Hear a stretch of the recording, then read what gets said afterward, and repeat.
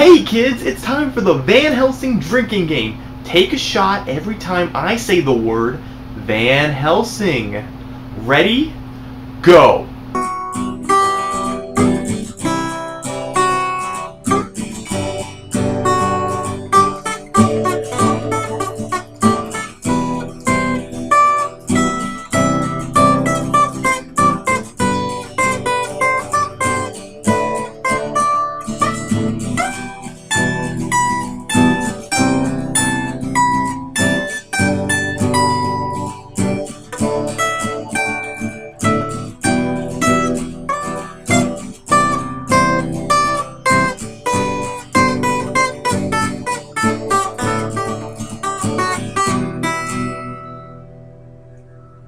Van Helsing. I remember this being a movie that I really wanted to see. It had Dracula, Frankenstein, werewolves, and our hero Van Helsing taking them all on. The scale of some of the set pieces were awesome, and it starred everyone's favorite Wolverine, Hugh Jackman. And it was written and directed by Steven Sommers, who prior to Van Helsing had made the reboot Mummy movies. Also, on a side note, there was an animated Van Helsing movie that takes place in the same universe, kind of like the animated Riddick movie. I've never seen it, but I've always wanted to. So there was definitely some hype when the movie came out, and yeah, it was pretty decent. Like I said, there were a lot of cool things about it, like the monster design, the set pieces, the weapons Van Helsing wielded, and the effects were pretty good considering the time. In fact, I still like to watch it when Halloween comes around. But to be honest, that movie had some issues.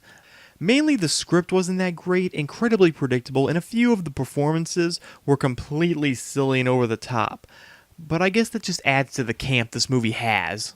And wouldn't you know it, around the same time the movie came out, there was a video game based on the movie. Because you know, those always turn out great.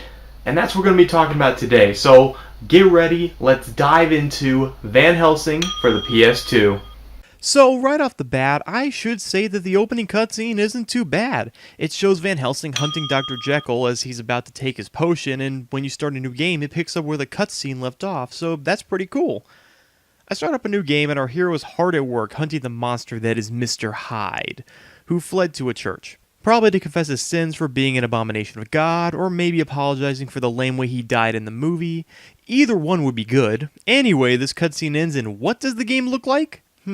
Fixed camera angle, the unlimited ammo with 2 pistols, the collectible items that allow you to upgrade your weapons, health, and special meter?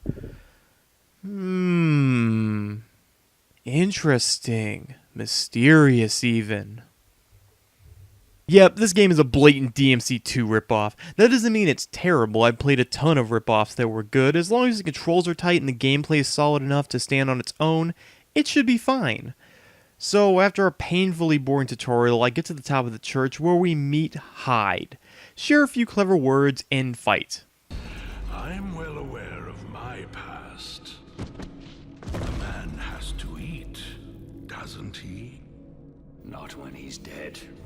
Ooh, burn. This is where we get our first taste of combat, and it's pretty similar to Devil May Cry. You move using the left stick, fire your pistols by pressing the square, and use melee with triangle. This system really works. You can even activate a super mode with the circle button to make all of your attacks twice as strong. However, no matter how powerful you are, you'll mostly be using your guns, especially against bosses. Since you get more distance, you never run out of ammo, and when using a melee weapon, though very effective, leaves you open to get hit, even against simple enemies. So naturally, dominant strategy will take over and you end up cheesing the entire game. At least in the beginning. There is an incentive to use melee weapons occasionally. Certain enemies and bosses will die faster against certain weapons, and you can even one-shot some regular guys with specific weapons, kind of like Mega Man. You can also press R1 to throw a special weapon, and this thing does massive damage against bosses and kills regular enemies in one hit. What's really cool about this weapon is that it looks changed depending on who you throw it at. Anyway, trying to get back on track, I kick Hyde's ass, cut his arm off, and he chucks me to the roof, hoping to redeem his mistake in the movie. But instead, sucks just as hard and falls flatter than Zack Snyder's attempt at a great superhero movie.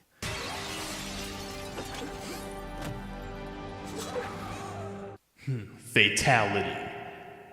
After you kill him, Van Helsing is immediately sent to Romania to hunt and kill Dracula and save the Valerius family, and this is where the story deviates from the movie. See, the game shares the same basic concept as the movie, but is missing a few characters like Carl while adding a new one, Anna Valerius' father, who strangely knows Van Helsing's character. He apparently knows more about Van Helsing's past, which is odd. In a way, there was more of an attempt to build on Van Helsing's lost memories, but ultimately nothing new was revealed, and it's all for naught. Also, there's heavy abridgments in the story, so it can fit key moments from the movie into the cutscenes quick, and heavy amounts of exposition are spat out in certain cutscenes, and it feels awkward, but it can be funny at times. But are we really playing this movie license game for its story? That's right. We're playing this game for... Wait, why are we playing this game? Why don't I just play DMC 2? Or DMC? Oh, yeah, that's right. Nostalgia. Level 1 begins and you are guided by a ghostly figure into a town. I hit a switch, cross a bridge, and head on in. Now, realizing that the game couldn't be just boss fights, I mean, this isn't Shadow of the Colossus, they had to stretch their imagination as far as it could go to create tough and innovative enemies to face the great Van Helsing. So, what are they? Spooky, scary skeletons and shivers down your spine. Shrieking skulls will shock your soul, seal your doom tonight. Spooky, scary skeletons. Yep. Actually, the enemy roster is pretty varied as each level introduces a new monster to face, such as bats, owls, skulls, some singing demon girls, stone statues, and even tiny werewolves. And each one has its own unique set of attacks and weaknesses, so combat doesn't get too repetitive unless you want to grind for points. And that's another thing about the game. For each monster you kill, they drop orbs you can collect to earn points, which you can cash in for upgrades for your character's health, their super ammo, or buy new moves and health or ammo packs.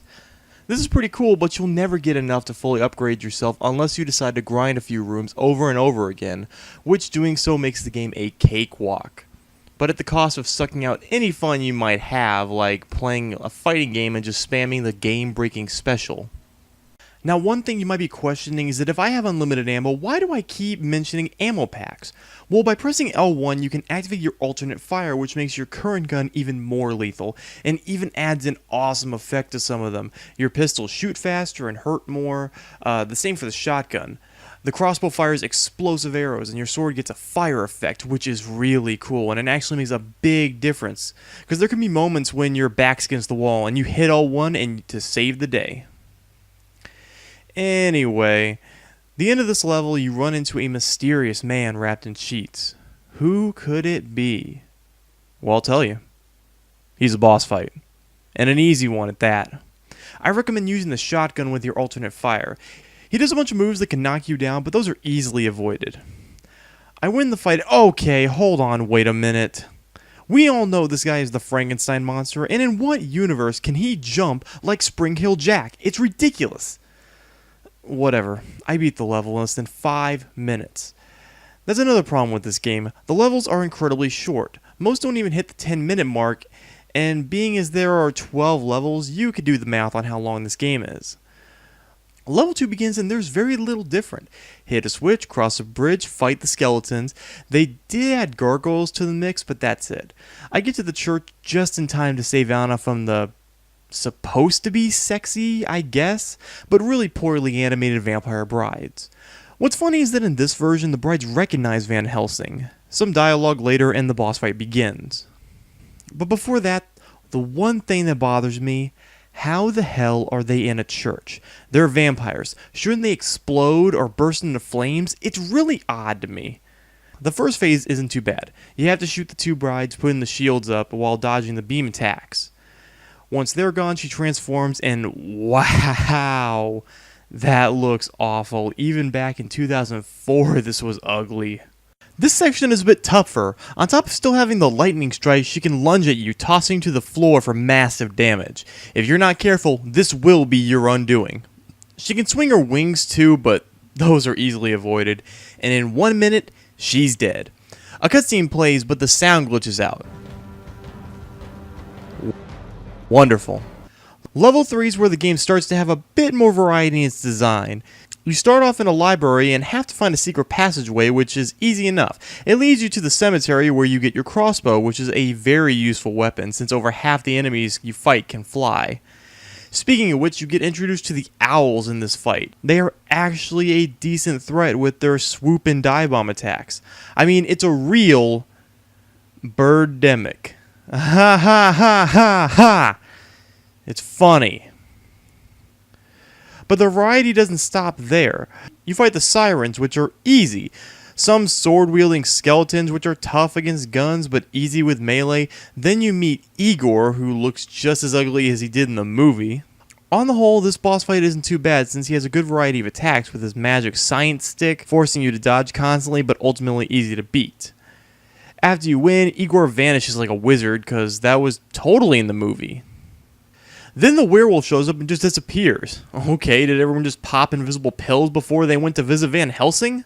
Level 4. You're hunting for Velkin as a werewolf, and it's very clear they wanted this to be a tense section of the game, and it could have been, but there's a problem.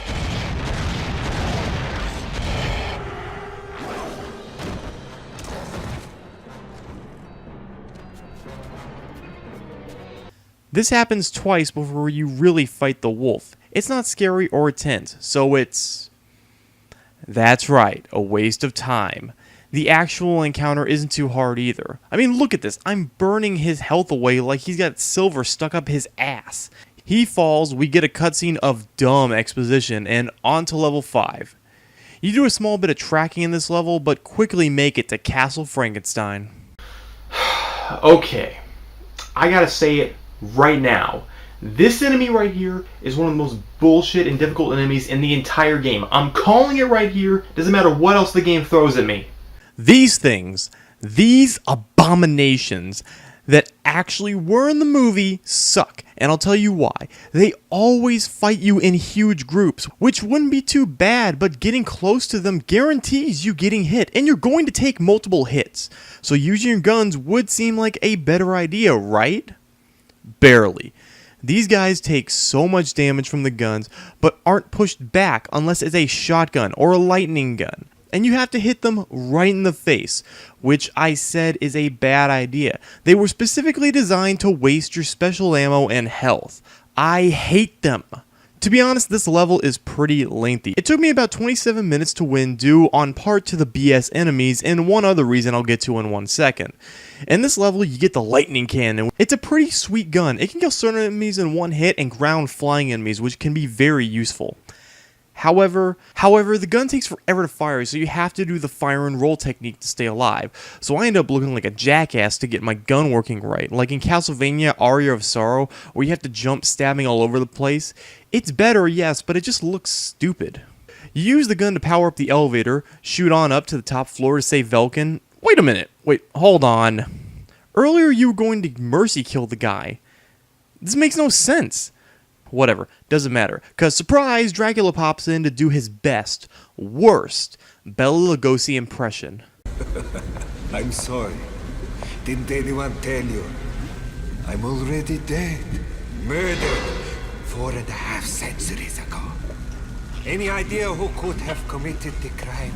Oh my god, did he really need to do that? So this leads to the first Dracula boss fight. Yes, I said first, there are 3. Now let me ask you, what kind of powers do you think Dracula has? Can he A, turn into a wolf like the classic stories? Can he B, summon his ghoul slaves to fight for him? Or C, turn into a giant bat? Well, if you guessed B, you were wrong. He shoots ice at you. Wait, what? What? When did any form of lore say, yeah, you know what, Dracula can make ice blades like he's Sub-Zero? I must have missed that book. Dracula has 3 moves: summoning ice pillars, dropping ice shards, and teleporting in front of you with an ice blade, causing a shockwave, which was the most BS of his moves. I actually did get killed once by this move, but the second time around, I came out on top. But boy, was he pissed. Remove this foul excuse of a man from my side. Wow. What a spoiled sport. Level 6 begins. You're wandering the quote-unquote Frankenstein caves where, guess what, a new enemy type shows up. Yeah, skulls, but these ones shoot lightning, which admittedly is pretty cool in a very stupid way. They're not too hard, just use the lightning gun or the crossbow and you're good to go. Some more forced platforming later and Van Helsing comes across a fire in the cave in the true form of the Frankenstein monster. Shirtless.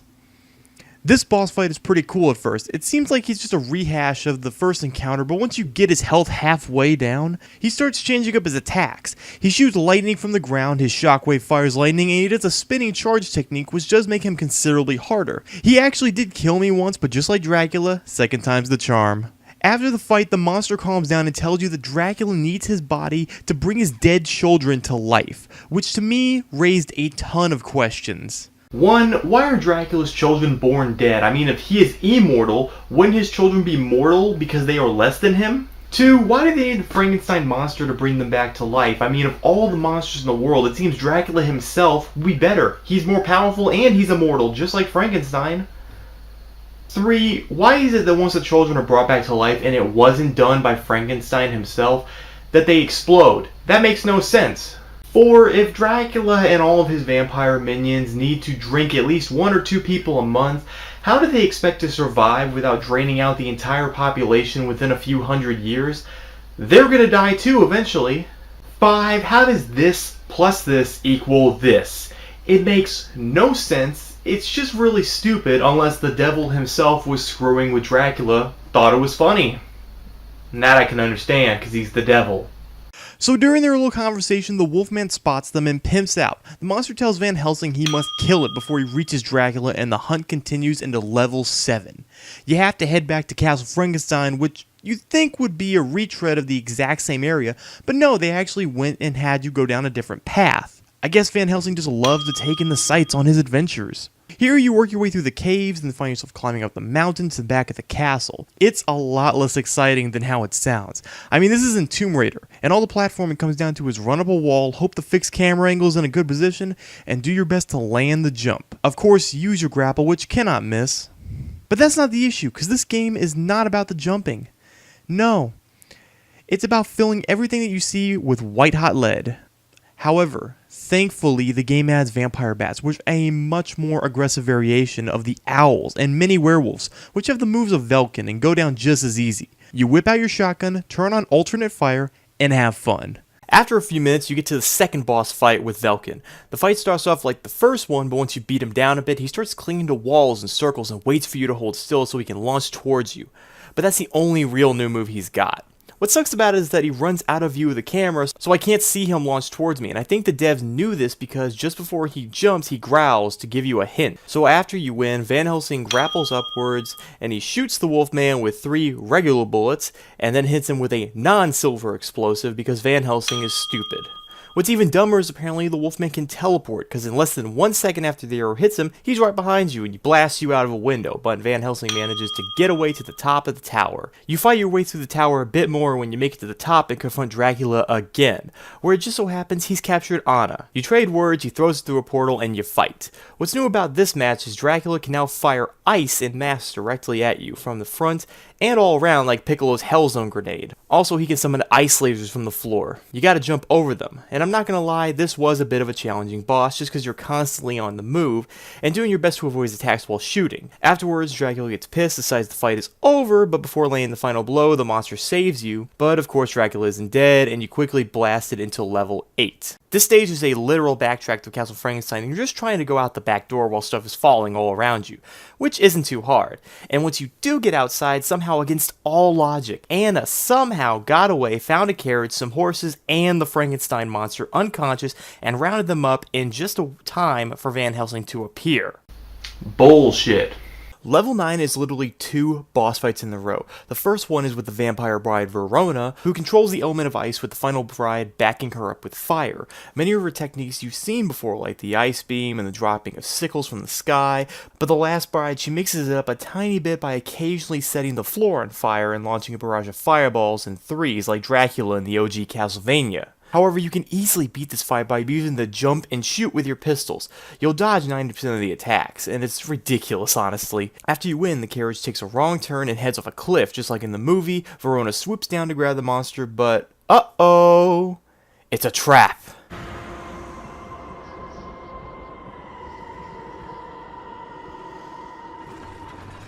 Lightning in a bottle. Yeah, right, lightning in a bottle. You mean a steak bomb. Dracula cuts down a tree with his wing because he's a pimp. I don't suppose these horses can fly.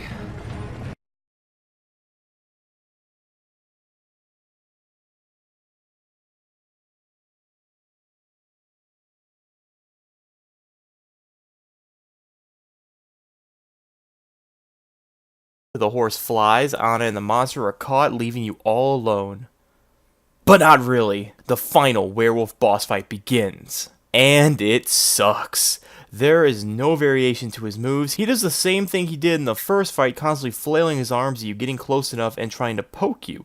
If you get far enough, he will lunge, but that's it. And guess what happens? That's right. He goes down in a little over a minute. You're noticing a pattern with these boss fights yet?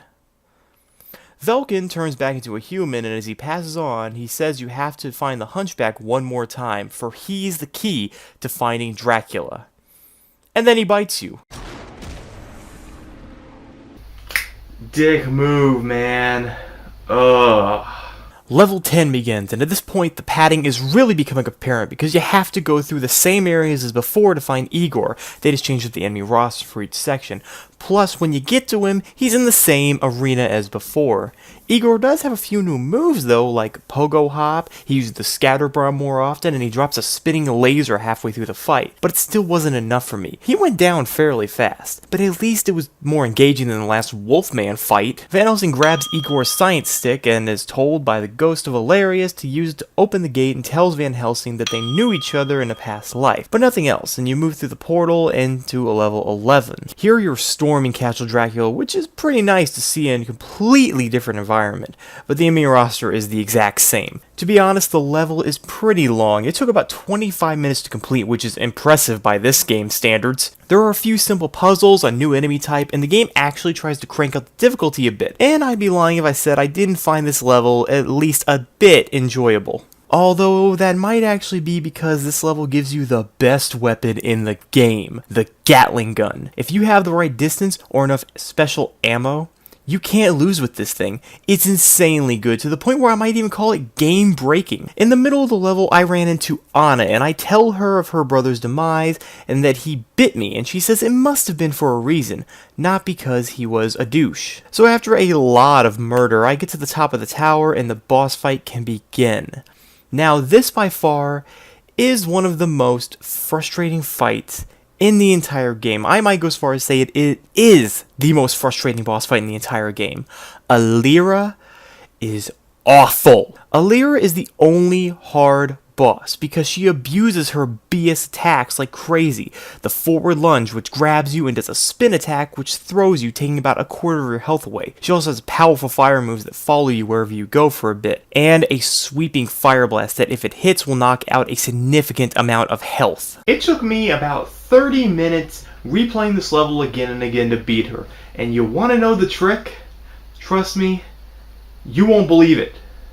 When she's about to do her lunge attack or wing attack, jump forward into her. It completely dodges the move, and you get a few seconds to pump her full of lead. But even when I found this out, it did take some effort. But I did it. She's dead. I won. Moving on.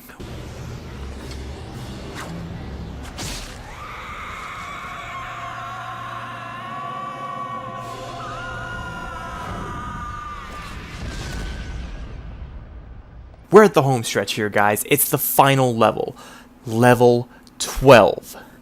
This is one of the shortest levels in the game. You run up to the top of the tower to free the Frankenstein monster, but show up a little too late. And Dracula's kids are alive, and now the only way to stop them is to kill Dracula for some reason. It doesn't really make a lot of sense unless they had some form of lifeline to Dracula, other than, hey, they're his kids. It's honestly not that well thought out. You hop down to the bottom of the tower, Dracula helps you up and transforms into his awesome devil form. He might as well be called Lucifer at this point.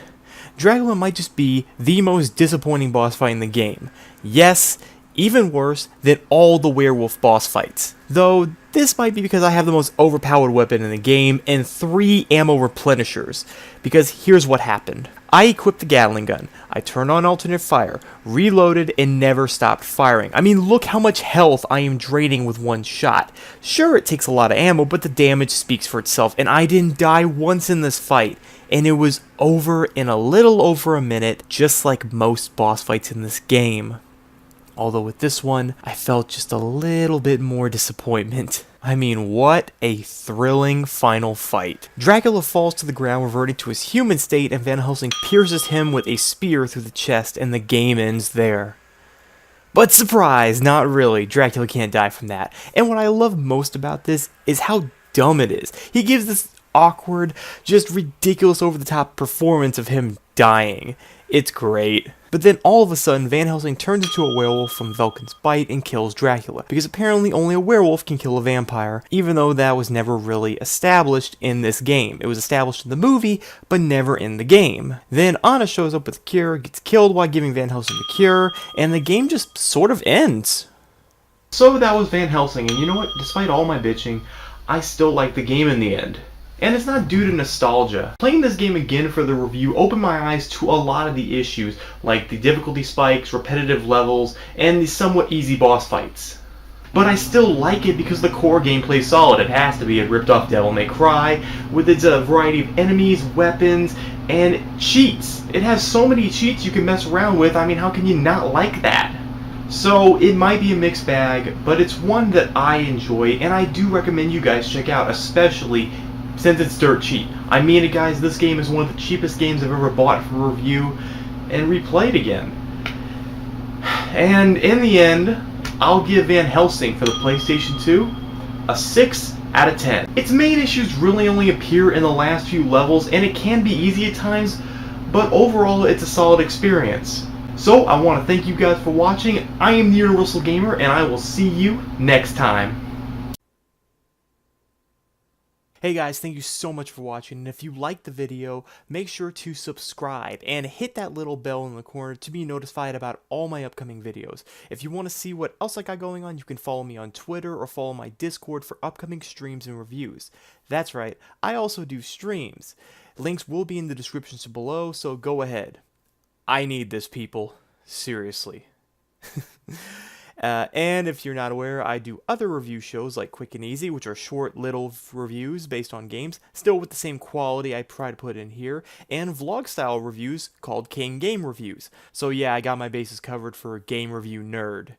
Anyway, thank you guys so much for watching, and I'll see you guys later.